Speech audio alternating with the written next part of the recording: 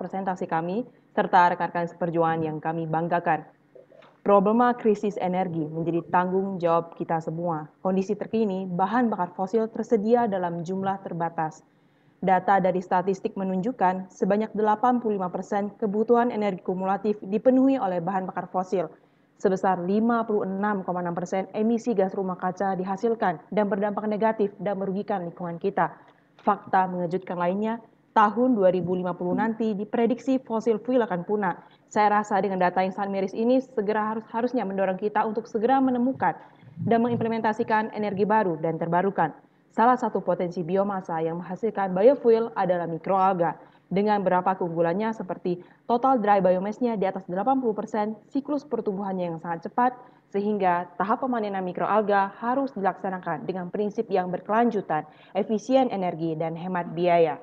Berikut adalah bagian alir kultivasi hingga ekstraksi mikroalga. Dan di tahap kedua, dewatering adalah tahap yang sangat menantang. Kenapa? Karena hampir 50% dari seluruh total energi digunakan hanya untuk di tahap ini. Kemudian, hampir 30% dari seluruh total biaya produksi biofuel juga habis hanya untuk di tahap ini karena prosesnya yang sangat kompleks dan masih kurangnya inovasi kebaruan teknologi. Di sisi lain, salah satu teknologi yang tengah dikembangkan adalah forward osmosis. FO dapat menekan biaya pemanenan mikroalga dan diperolehnya konsentrasi padatan mikroalga di atas 15% dengan sistem kerjanya menggunakan perbedaan tekanan osmotik. Walaupun memiliki beberapa keunggulan lainnya seperti sudah teraplikasikan secara global, namun masih ada tantangan, ada kendala. Dari data, lebih dari 50 miliar ton per tahun air limbah dihasilkan dari fabrikasi membran. Porsi besarnya diakibatkan oleh penggunaan pelarut, sehingga kita membutuhkan pelarut yang lebih ramah lingkungan, non-toksik atau green solvent. Dan melihat peluang karena belum adanya penerapan membran yang ramah lingkungan ini dalam pemanenan mikroalga, kami tim membran di bawah bimbingan Bapak Luhur Akbar Devianto STMT dengan Ketua Tim Safira Rahma, anggota tim Elviliana dan Ausi Fahira menghadirkan topik penelitian dengan judul Sintesis Green Membran berbasis metilaktat untuk pemanenan mikroalga dengan forward osmosis. Target luaran yang telah kami sesuaikan dengan adendum laporan kemajuan naratif review dengan judul pemanenan mikroalga dengan membran FO ramah lingkungan, ulasan sistematis, dan laporan akhir. Tujuan penyusunan naratif review kami adalah menyusun ulasan sistematis menggunakan metode Prisma dengan fokus pada teknologi dalam pemanenan mikroalga, performa membran FO, pemanfaatan green solvent dalam fabrikasi membran, hingga potensi penggunaan green solvent pada membran FO untuk pemanenan mikroalga. Kami menggunakan Prisma P protokol sebagai metode penyusunan naratif review dengan beberapa pertimbangan agar dapat menghasilkan sistematik review yang relevan, mini bias dengan tahapan-tahapan yang mudah diikuti orang lain yang terdiri dari beberapa prosedur mulai dari sumber data hingga analisis data. Dan berikut adalah tabel yang akan kami bahas adalah kriteria inklusi dan eksklusi. Fokus dari artikel mengacu pada beberapa kata kunci dan menggunakan 18 penerbit jurnal dengan total 42 artikel penelitian dari tahun 2009 hingga 2021 dan hanya mengutamakan jurnal terakreditasi internasional. Untuk alat bantu, berikut adalah alat pencari kata kunci kami dan software pengolah referensi. Masuk kepada hasil yang dicapai, persentase ketercapaian program tim kami sudah 100%. Dengan poin-poin utamanya adalah pertama, hasil screening artikel. Berikut adalah proses seleksi artikel kami dengan kata kunci pencarian mulai dari FO, algae harvesting, hingga green solvent, dan diperoleh 42 artikel penelitian. Masuk kepada review penelitian pemanenan mikroalga. Beberapa data mengatakan bahwa metode yang sudah umum digunakan untuk pemanenan mikroalga adalah sentrifugasi, filtrasi, hingga sedimentasi. Dan dari data ini, FO memberikan dampak positif, mulai dari tingginya konsentrasi padatan 20%, efektif dari segi ekonomi, konsumsi energi yang rendah daripada teknologi-teknologi lainnya. FO atau proses membran osmotik masih jarang dibahas, diteliti untuk pemanenan mikroalga, baru sekitar 9 hingga 12 artikel, akan tetapi jumlah penelitiannya yang terus mengalami peningkatan membuatnya layak untuk direview. Sekilas ada proses FO pada pemanenan mikroalga. Pada proses FO ada dua larutan, larutan feed dengan konsentrasi rendah menggunakan larutan mikroalga dan larutan draw konsentrasi tinggi menggunakan air laut. Di sini pada filtration tank, draw solution akan berdifusi dengan membran FO hingga menarik kandungan air dan produk akhirnya adalah concentrated mikroalga yang lebih kental dan lebih padat. Berikut adalah data yang telah kami rangkum tipe membran untuk pemanenan mikroalga. Karakteristik membran FO yang baik adalah bagaimana? Yaitu memiliki nilai FO flux yang tinggi dan nilai RSF yang rendah. Dan di sini rata-rata nilai fluxnya 2 hingga 20 liter. Studi Lee et al. 2020, polimer yang sering digunakan adalah jenis TFC dan CTA karena strukturnya yang istimewa. Namun, kedua polimer ini termasuk kategori polimer yang mahal. Salah satu solusinya adalah menggunakan polimer turunan selulosa seperti selulosa asetat yang mudah diperoleh dan tersedia dalam jumlah yang melimpah. Baik, sebelum masuk kepada proses fabrikasi membran, telah disebutkan komponen penting lainnya adalah pelarut dan juga polimer. Nah, apakah semua pelarut bisa digunakan untuk menggunakan membran? Tentunya tidak. Kita harus mengacu pada tabel Hansen Solubility Parameter yang menampilkan nilai dispersi dari masing-masing bahan yang bertujuan untuk mengetahui kecocokan antara kedua bahan. Setelah diperoleh kecocokan antara ini, kita masuk kepada proses fabrikasi membran yang digunakan adalah membran metode NIPS atau phase inversion. Setelah melalui pencetakan membran akan masuk ke wadah koagulasi, di mana wadah koagulasi ini membran yang masuk dari pelarutnya akan terjadi proses exchange antara pelarut dan non pelarut air, dan air di wadah koagulasi 100% akan berakhir menjadi air limbah. Dari data 69% air limbah ini dibuang ke badan air, ke lingkungan tanpa diberikan pengolahan. Bisa dibayangkan ya bagaimana berbahayanya dampak yang ditimbulkannya, tidak hanya ke lingkungan tapi ke kehidupan kita. Maka argumentasi untuk urgenitas dari green solvent sangat dibutuhkan, yang kami dukung dengan data primer pertama. Tren publikasi dan penggunaan green solvent terus mengalami peningkatan dari tahun ke tahun dari tahun 1993, dan hadirnya 12 prinsip green chemistry berdasarkan kebutuhan untuk mengurangi ketergantungan penggunaan pelarut toksik dalam proses dan analisa kimia, terutama di poin 5 yang ini penggunaan pelarut yang lebih aman, kemudian 7 material terbarukan, dan 12 pencegahan terjadi kecelakaan kerja. Kemudian pasti muncul pertanyaan lainnya, apakah green solvent yang telah ditemukan bisa menyamai kapabilitasnya dengan solvent konvensional? Berikut data yang telah kami himpun bersama, dan kita highlight di sini adalah karakteristik dari membran yang dihasilkan, fluxnya sekitar 2 hingga 35 liter. Ya, 35 liter. Solvent konvensional yang telah saya berikan sebelumnya sekitar 20 liter. Artinya green solvent tidak kalah bersaing sehingga berpotensi sebagai pengganti dari solvent konvensional. Baik, proposal awal penelitian kami adalah menggunakan kandidat green solvent metilaktat dengan polimer selulosa asetat, dan salah satu rujukan kami adalah menggunakan studi Russell et al. 2020. Studi ini bertujuan untuk menghasilkan membran nanofiltrasi. Dari tabel HSP yang ditampilkan ditemukan adanya kecocokan antara kedua bahan ini untuk dapat memproduksi membran yang optimum dengan konsentrasi polimernya sekitar 10% hingga 20%. Hal ini kami rasa perlu dibahas ya untuk mendukung hipotesa awal penelitian kami jika dilaksanakan luring yang artinya berpotensi untuk dilanjutkan. Sehingga kesimpulan dari naratif review kami adalah penerapan dewatering harvesting microalgae yang menggunakan FO masih relatif terbatas dan masih menggunakan pelarut konvensional, sehingga pengembangan green membran FO untuk pemanenan mikroalga adalah inovasi terbaru dan memiliki potensi besar. Secara khusus diperlukannya penelitian lebih lanjut untuk mengeksplorasi variasi dari green solvent dalam FO untuk teknologi pemanenan mikroalga, sehingga potensi khusus dari naratif review kami adalah didukung oleh kebaruan dengan data similarity index-nya hanya sebesar 6% dan sudah diterima untuk dipresentasikan secara daring pada Januari 2021 nanti dan berpotensi untuk dipublikasikan pada jurnal. Berikut adalah roadmap penelitian kami 5 tahun ke depan, seperti dimulainya fabrikasi, karakterisasi, skala laboratorium, pengembangan green solvent dari limbah, dan menjalin kerjasama dengan kementerian dan pihak swasta hingga pengembangan industrialisasi. Dan berikut adalah dokumentasi kegiatan kami mengikuti workshop publication yang diadakan oleh Elsevier, sosialisasi kementerian, fakultas, dan tidak kalah penting konsultasi bersama dosen pembimbing kami. Sekian presentasi dari tim Membran. Terima kasih atas perhatiannya. Salam sehat, selamat berkarya. Terima kasih. Terima kasih untuk tim nomor urut 5. Selanjutnya akan langsung dilanjutkan dengan sesi tanya jawab yang akan dipimpin oleh Bapak Ibu Dewan Juri. Kepada Bapak dan Ibu kami persilahkan.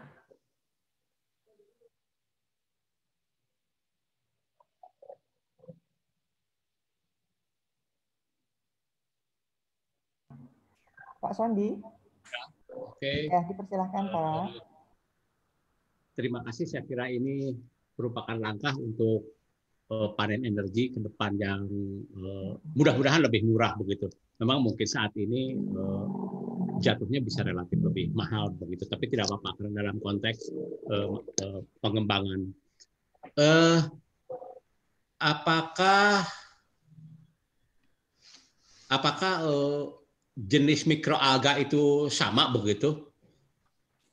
kita menyebut semuanya aja mikroalga begitu, ataukah ada jenisnya begitu mikroalga tersebut begitu? Ya, silakan. Baik, Pak. Untuk mikroalganya sendiri memang banyak jenisnya. Namun setelah kami telusuri lagi bahwa Chlorella vulgaris adalah kandidat yang paling baik untuk digunakan sebagai pemanenan mikroalga dengan teknologi forward osmosis. Apapun jenis mikroalganya begitu ya? Atau mungkin punya spesifikasi dari informasi yang Anda kumpulkan begitu terkait dengan jenis mikroalga ini? Baik Pak, untuk karakteristik mikroalga yang kami gunakan yaitu mikroalga dengan kandungan lipid yang tinggi, dan kami dapat dari data bahwasanya Chlorella vulgaris ini memiliki kandungan lipid yang cukup besar dibandingkan mikroalga yang lainnya. Seperti itu Pak. Serta untuk pengembangan mikroalga sendiri itu Chlorella vulgaris itu dapat dikembangkan pada perairan 3 jenis, yaitu perairan laut, kemudian perairan payau, dan perairan terestrial. Oke, artinya kita harus mengembangkan jenis mikroalga tertentu sehingga kita kemungkinan bisa menggunakan FO membran ini secara efektif barangkali ya, seperti itu.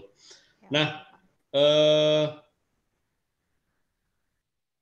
Anda melihat tidak kekurangan-kekurangan daripada iptek yang Anda kembangkan untuk pemainan mikroalga ini? Sepertinya Anda barangkali semuanya serba sempurna, semuanya serba baik, begitu dengan cara seperti ini. Mungkin Anda bisa menginformasikan kelemahannya ada di sini, A, B, C, D, begitu. Silakan. Baik, untuk kelemahan sendiri, untuk saat ini memang benar tadi yang Bapak katakan bahwasanya teknologi terbarukan ini masih relatif biayanya cukup mahal, tetapi apabila diakumulasikan pada periode yang akan mendatang, bahwasanya ini sangat menguntungkan dan layak untuk dikembangkan seperti itu, Pak. Dari aspek teknis seperti apa kira-kira kelemahannya? Iya, baik Pak, terima kasih. Jadi, saja, begitu. Ya, kalau saya mau lebih masuk ke karakteristik membrannya sih Pak ya. Jadi sebenarnya perlu eksplorasi lebih lanjut lagi terkait penggunaan polimer dan solvennya. Tapi di sini kami tekankan kemungkinan morfologi dari membrannya juga ya. Jadi kemudian salah satu sebenarnya masalah terbesar dari semua membran tidak hanya forward osmosis, yaitu fouling-nya, pengotoran atau scaling-nya. Ya, jadi bagaimana nanti ke depannya mengembangkan membran yang less fouling, apakah dimodifikasi modul dari membrannya, kemudian dikasih spacer yang lebih baik, seperti itu sih Pak. Oh gitu ya. Nah, sejauh mana sih sebenarnya optimisme saudara kaitannya dengan panen energi daripada mikroalga ini dibandingkan dengan panen energi dari matahari sajalah dioptimalkan begitu? Ya. Baik Pak, jadi sebenarnya kami melihat potensinya ada di Indonesia ya, dengan luas lautan yang begitu luas, dan kemudian juga salah satu program kerja dari KKP ada badan risetnya, ada pengembangan tahun 2018 sendiri itu pengguna mikroalga untuk fungsi bioetanol. Jadi kami melihat berarti ada rangka, jadi pemerintah itu ada rencana jangka panjangnya. Kemudian kalau kita membahas tentang sisi ekonomi, kalau tidak salah ketika kami melihat Menteri Kemdikbud dalam Kampus Merdeka 6, ada salah satu program yang diluncurkan beliau berupa matching fund. Ya, kalau tidak salah, jadi beliau memberikan funding untuk perguruan tinggi melakukan kerjasama dengan mitra, dan kami melihat itu sebagai sebuah potensi besar ya untuk kita, terutama energi tidak lepas dari kita semua. Sekarang kita bisa Zoom, bisa online, bisa teknologi, itu faktor pertama energi. Jadi kami lihat potensinya seperti itu Pak. Oke, saya persilahkan Pak Ngatijo. Terima kasih Pak. Selamat Anda sudah lolos sampai ke ya. Saya aspek kimianya. Yang pertama ada asam laktat, ada metil laktat, ya. Apa itu yang concern riset Anda?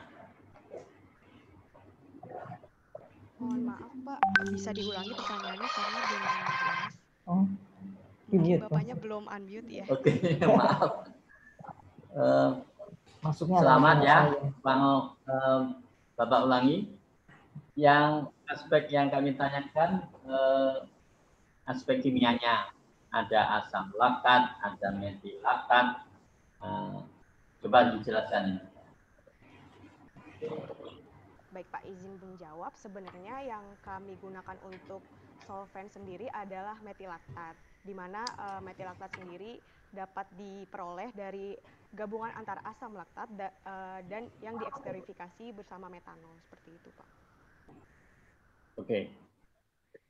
Kemudian yang kedua, maksud dari osmosis ini prosesnya apa, penggunaannya? Untuk forward osmosisnya sendiri itu adalah teknologi yang biasanya digunakan, di mana teknologinya itu menggunakan membran sebagai pemisah antara apa yang diinginkan dan apa yang ingin dipisahkan, seperti itu Pak. Prosesnya ya. Proses osmotiknya, Pak. Yang pertanyaan lebih lanjut, dari referensi yang Anda baca, dari osmosis itu faktor-faktornya atau apa yang menjadi konsen dari riset Anda? Baik Pak, jadi terima kasih. Untuk FO kan tanpa tekanan atau bahkan zero pressure ya, osmotic pressure driven membran. Jadi faktor utama dalam FO itu adalah memainkan konsentrasinya Pak. Jadi sudah kami sebutkan ada dua larutannya tadi ya, larutan feed konsentrasi rendah, larutan draw-nya. Nah dari data mikroalga Chlorella vulgaris itu 0,6 m molaritasnya Pak. Jadi ketika kita ingin membangun sistem FO atau standalone FO, jadi kita bisa cari draw solutionnya yang tadi kami tawarkan bisa berupa menggunakan air laut atau saline water lainnya seperti itu Pak. Oke, lanjut. Kenapa ini Anda sebut sintesis green? Baik Pak, jadi green-nya di sini adalah yang kami tawarkan di sini kan kalau polimer itu selulosa asetat itu sudah termasuk material biodegradable dan kami tawarkan di sini adalah green solvent karena kita melihat dari proses fabrikasi membran sendiri porsi besarnya itu adalah di bak koagulasi di mana air limbah itu dibuang. Jadi kami menawarkan solusi kita gunakan pelarut yang green solvent yang lebih ramah dan dari aspek MSDS dari metilaktat juga kan menimbulkan bahwa penggunaannya itu bisa lebih green. Jadi greennya itu di green solventnya Pak, di polimernya. Oke. Izin menambahkan bahwa metilaktatnya sendiri merupakan green solvent yang telah memenuhi syarat dari green chemistry principle, seperti itu Pak. Oke. Yang terakhir, kira-kira apa kebaharuannya, novelty dari Anda? Ya, baik Pak, terima kasih. Di slide tadi disebutkan kebaruan kami adalah jadi membran FO untuk aplikasi pemanenan mikroalga yang green solvent itu sama sekali belum ada Pak. Kita flashback kembali untuk membran FO pemanenan mikroalga itu sebenarnya juga masih sedikit, antara 9 hingga 12 artikel. Tahun ini kami mencarinya semua database yang ada hingga di review paper dan sebagainya itu masih 9 sampai 12 artikel, sehingga potensi untuk penggunaan green solvent untuk aplikasi mikroalga itu kita melihat adanya prospek ke depan seperti itu Pak. Oke, cukup. Monggo Bu. Ya. Ya sepakat ya, ini kita kan tadi kaya banget, matahari juga punya, mikroalga banyak banget karena bisa dibudidayakan dimanapun tadi ya, bahkan di laut juga bisa ya. Sudah ada nggak ini aplikasi dalam skop kecil aja untuk yang penggunaan green membran ini? Apakah sudah ada contoh real yang sudah diaplikasikan? Contoh real yang sudah diaplikasikan dari yang sebatas kami baca Bu, green solvent baru di skala lab ya, soalnya ada beberapa kandidat yang tadi kami itu, tapi mereka lebih ke wastewater treatment dan ya wastewater treatment atau desalinasi. Tapi kalau untuk pemanenan mikroalga, green solvent sama sekali belum ada seperti itu Bu. Dan apa sih yang sepertinya kan apa sih yang meyakinkan kami ini bisa gitu ya? Apa sih? Ya. Pertama sih kita optimis ya Bu, karena saya rasa kita sebagai warga Indonesia ipteknya itu sebenarnya bisa dikembangkan ya. Kita semua punya potensi. Tinggal nanti policy will-nya dari atas ACC atau enggak seperti itu. Dan saya rasa sudah di ACC ya dengan ada program-program funding dan sebagainya, jalin kerjasama perguruan tinggi ke luar negeri, sekolah keluar juga jalin kerjasama title-nya, misalnya title Indonesia dan luar negeri, ST, MT, magister dan sebagainya kan semua sudah ada seperti itu, Bu. Jadi ya kendalanya sebetulnya apa gitu loh kan, itu potensial sekali ya. Ya tadi kalau semuanya berhenti di potensial kan nggak kemana-mana gitu loh. Apa sih yang tadi sudah dibuat roadmap juga? Apa sih sekiranya, apa budidayanya yang sulit atau gimana? Mikroalga kan mudah ya, relatif mudah kan itu. Relatif mudah untuk dikultivasi, Bu, dan tapi di tahap keduanya dewatering itu yang paling susah karena hampir 50% itu energi habis di situ, 30% biaya habis di situ, berarti udah sepertiga. Besar ya. Artinya jadi besar kan, biayanya kan jadi besar. Benar. Jadi kita tawarin pakai FO, less energy, less consumption cost-nya juga, maintenance-nya, dan perlu kami tekankan sebelumnya memang ketika kita bahas mikroalga, itu sudah diaplikasikan secara metode UF, ultrafiltration, microfiltration, atau RO. Tapi kenapa kita pakai forward osmosis? Karena kelebihannya less fouling, dan maintenance-nya bisa murah, Bu. Jadi kalau microfiltration itu pergantian membrannya itu 3 tahun sekali. Dan itu microfiltration. Tapi forward osmosis itu bisa 20 tahun lifetime-nya. Itu untuk aplikasi wastewater treatment, Bu. Seperti itu. Ya. Artinya nggak jenuh-jenuh gitu ya, sampai 20 tahun. Iya, jadi masih teoritis. Itu dari langsung dari penelitian ya. Iya, penelitian. Kemudian ketika bahas sustainability-nya, ketika bilang kalau misalnya suatu saat ada 20 tahun, membrannya udah banyak, mau dibuang kemana dan seperti itu. Dalam waste management hierarchy kan memang pertama disuruh reduction, tapi nggak mungkin dong kita mengurangi, kita bisa aja mereuse-nya. Jadi ketika for osmosis membrannya nggak bisa dipakai, kita turunkan skala penggunaannya mungkin ke UF, MF seperti itu. Bahkan untuk energy recovery itu bisa masuk ke untuk digunakan seperti penggunaan, katanya sih tadi yang dibaca dari research paper ya Bu ya, katanya bisa untuk dekorasi bebatuan, kemudian untuk perkebunan di rumah dan sebagainya, karena dia plastik polimer seperti itu. Ingat ini aja, saya ingat munculnya plastik itu karena dulu terlalu banyak menggunakan kayu, kertas itu. Kemudian jadi plastik, ternyata karena mudahnya plastik, jadi kembali ke kita.